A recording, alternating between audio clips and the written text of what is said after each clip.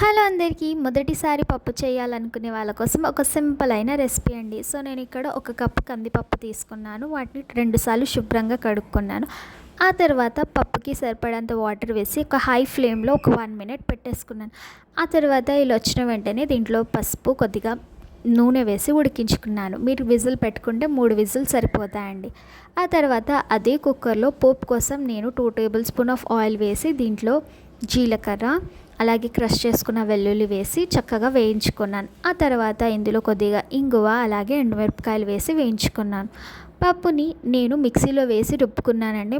మీరు కావాలంటే పప్పు కవ్వంతోనైనా చేసుకోవచ్చు. ఆ తర్వాత దీంట్లో తగినంత ఉప్పు వేసి ఉడికించుకోవాలి. నేను కొద్దిగా దీంట్లో కొత్తిమీర, అలాగే కరివేపాకు కూడా వేసి ఒక 5 మినిట్స్ ఉడికించుకున్నానండి. అంతే, ఎంతో టేస్టీ పప్పు రెడీ అయిపోయింది. నేను ఇక్కడ క్యాబేజ్ ఫ్రై, వడియాలు, పాపడం పెట్టుకున్నాను. మీరు సింపుల్గా ఆవకాయతో ట్రై చేయండి.